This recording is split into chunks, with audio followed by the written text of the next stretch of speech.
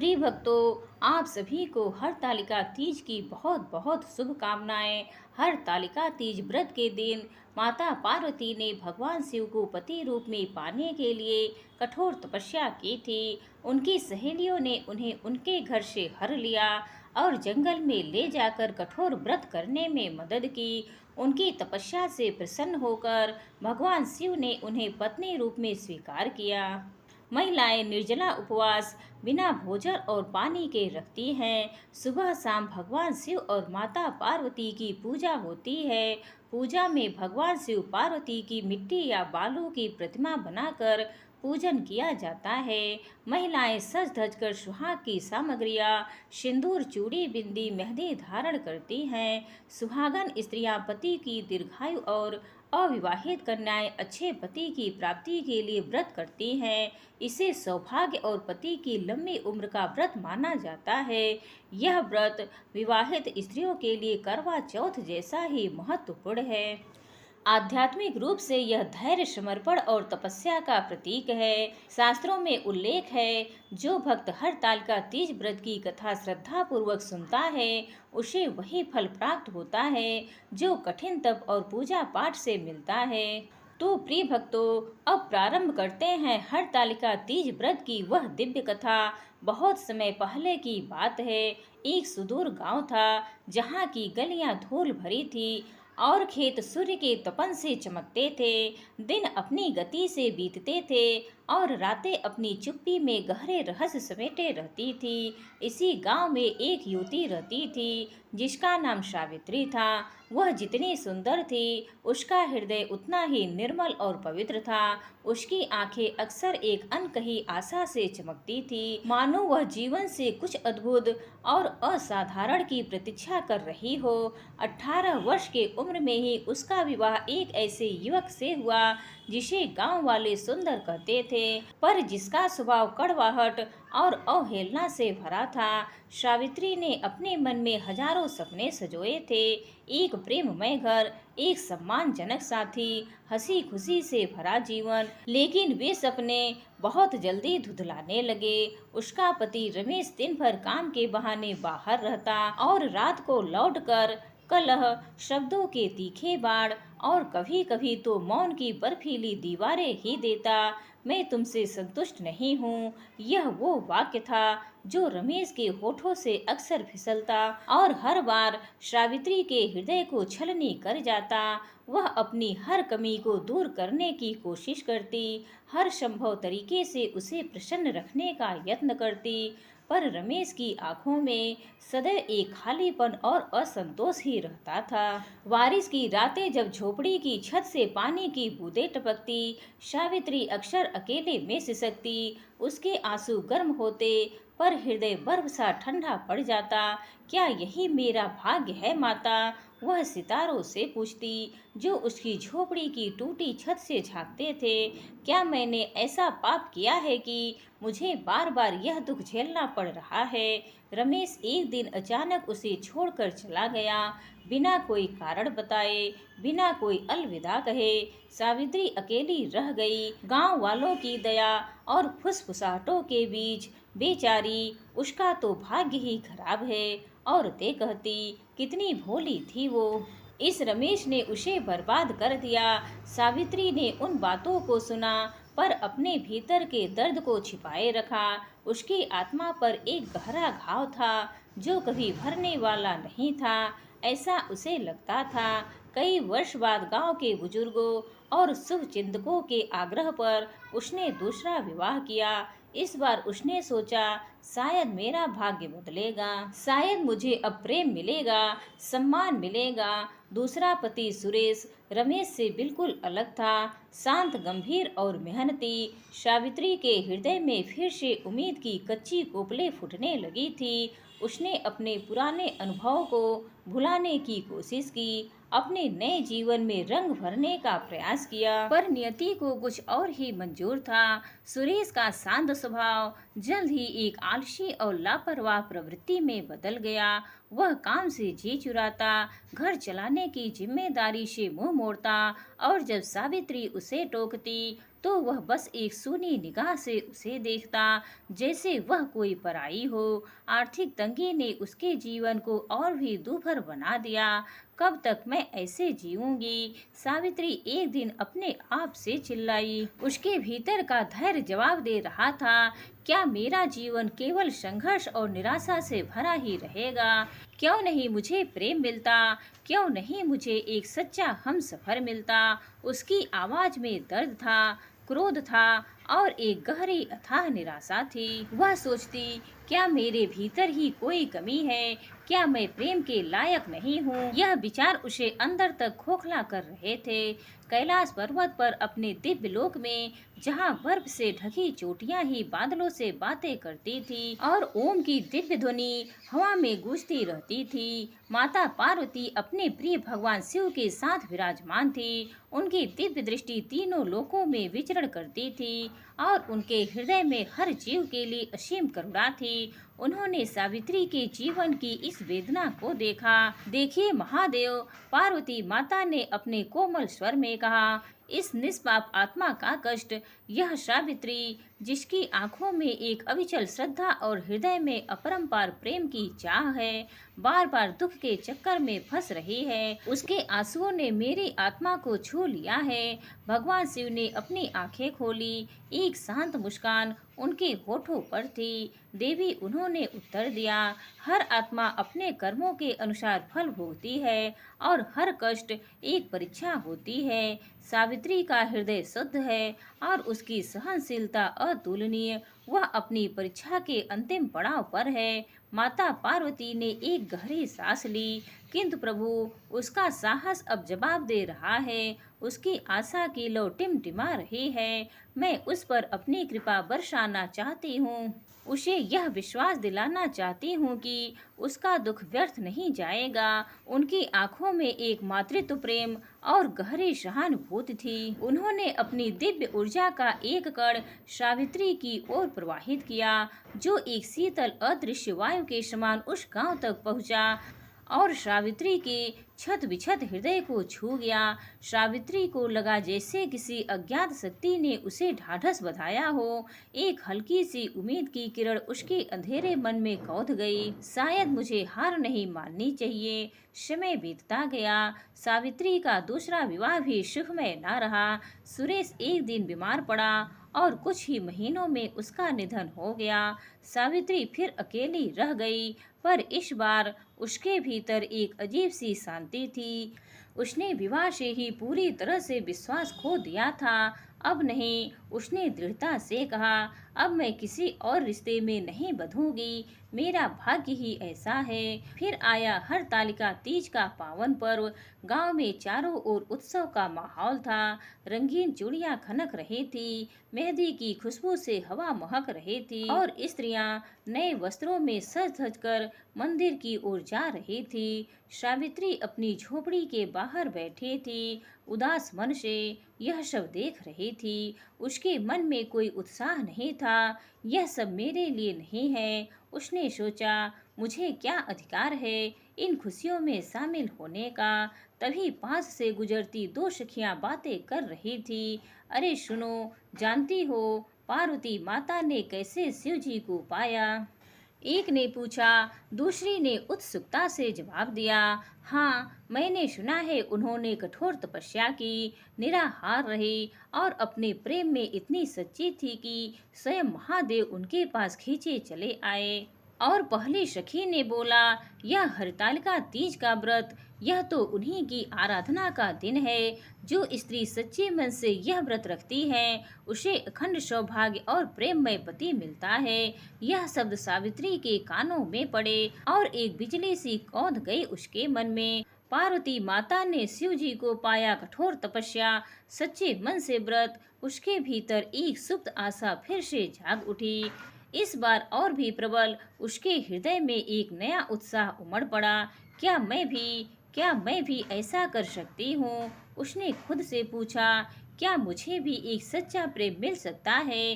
क्या माता पार्वती मेरी भी सुनेगी?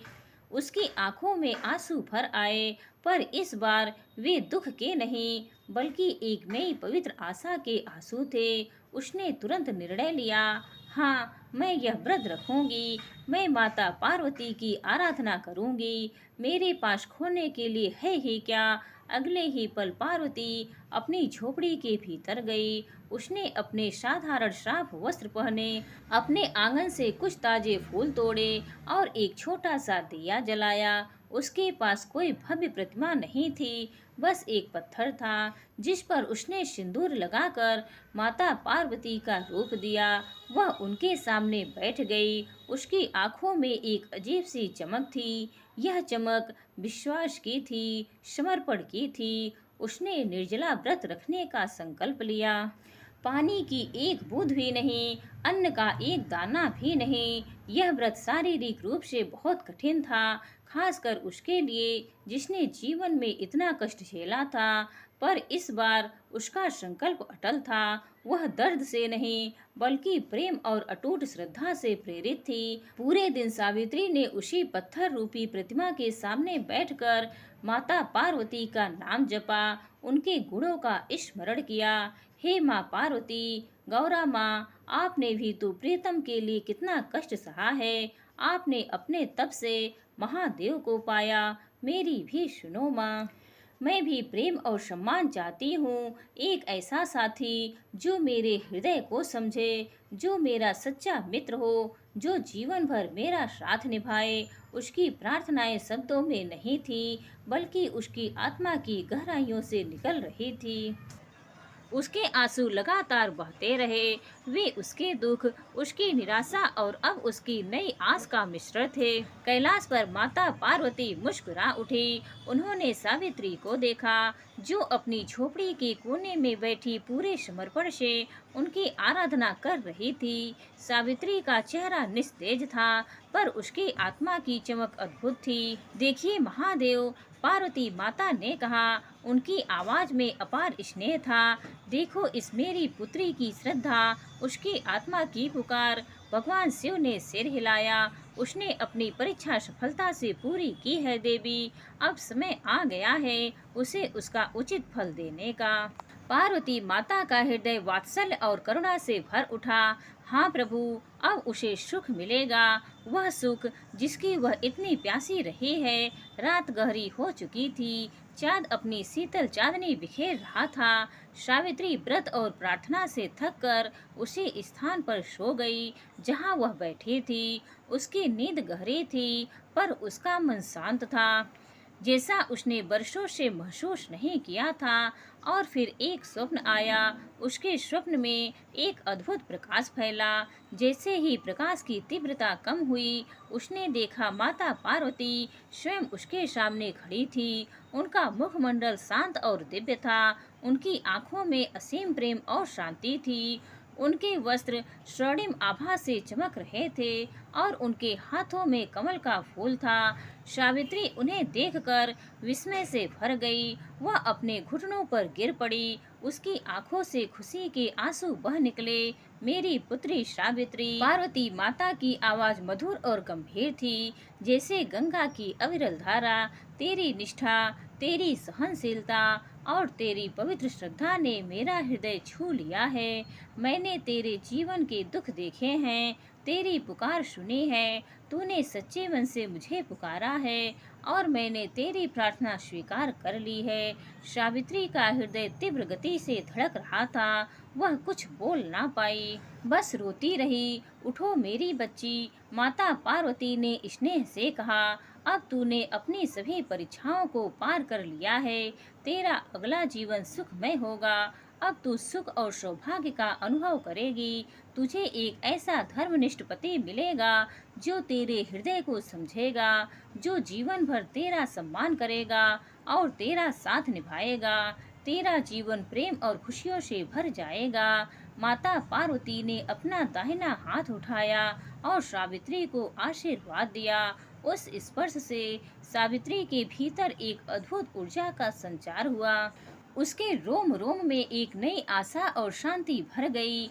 जैसे ही माता पार्वती का दिव्य रूप प्रकट हुआ, सावित्री ने अंतिम बार उनकी ओर देखा। उसकी आत्मा को एक अनकही शांति मिल चुकी थी। सावित्री की आंखें खुली। सूर्य की पहली किरणें उसकी झोपड़ी के भीतर झांक रही थी। वह उठ बैठी और अपने चारों ओर देखा। सपना था या हकीकत, उसके हृदय में अभी भी उस अद्भुत शांति की अनुभूति थी।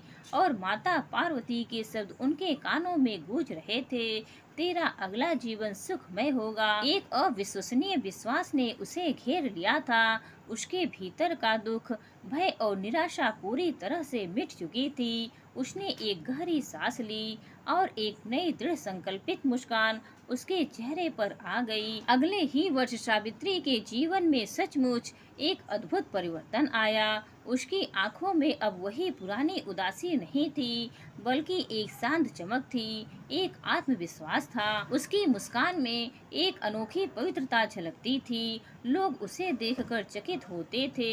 यह वही सावित्री है जो कभी इतनी दुखी रहती थी। उसी गांव में एक युवक था जिसका नाम था माधव। माधव एक धर्मनिष्ठ, गुणी और विनम्र व्यक्ति था।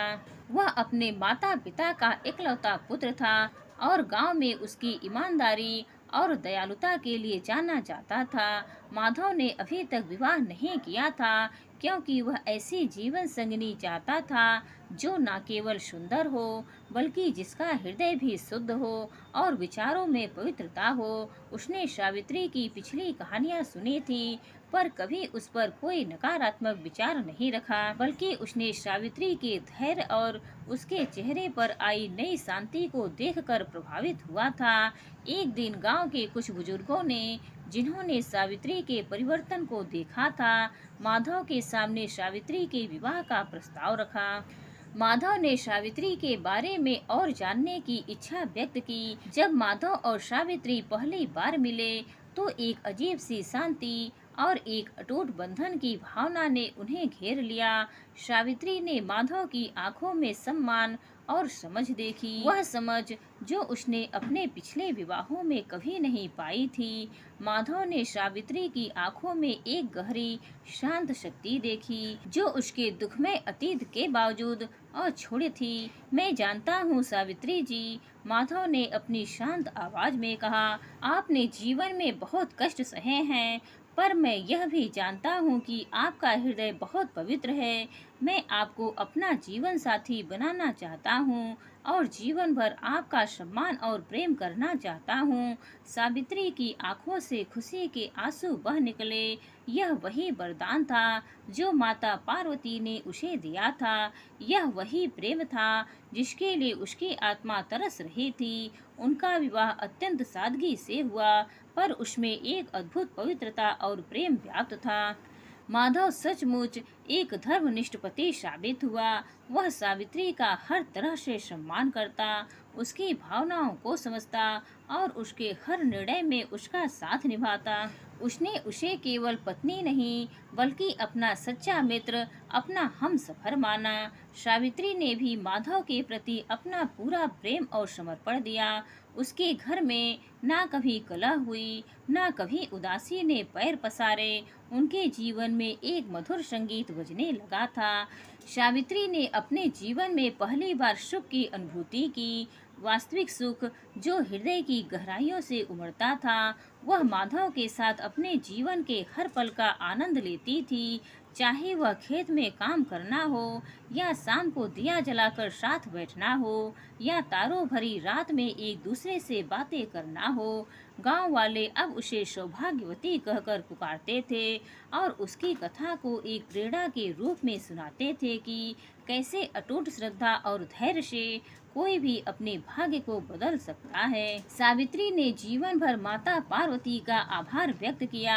हर हरतालिका तीज के दिन वह अपने पति माधव के साथ माता पार्वती की विशेष पूजा करती, अपनी प्रार्थनाओं में अपने सुखमय जीवन के लिए धन्यवाद देती। उसकी कथा दूर दूर तक फैल गई और हर उस स्त्री के लिए आशा की किरण बन गई जो अपने जीवन में दुख झेल रही थी। उसने साबित कर दिया कि प्रेम और विश्वास से भरा हृदय और ईश्वर में अटूट श्रद्धा किसी भी कठिनाई का सामना कर सकती है और अंततः सुख और सौभाग्य को अपनी ओर खींच सकती है। सावित्री ने जीवन भर सौभाग्यवती रही, प्रेम, सम्मान और शांति से परिपूर्ण एक लंबा और सुखमय जीवन जिया। उसकी कथा आज भी यह प्रेरणा देती है कि भले ही जीवन में कितनी भी चुनौतियां क्यों न आए, सच्ची श्रद्धा और धैर्य कभी व्यर्थ नहीं जाता और दिव्य कृपा सदैव उन पर बरसती है, जो अपने हृदय में आशा की लौ जलाए रखते हैं। प्रिय भक्तों, इस वीडियो में हरतालिका तीज की पावन व्रत कथा यहीं पर समाप्त होती है। उम्मीद है आज की यह कहानी आप सभी को पसंद आई होगी। हर हर महादेव।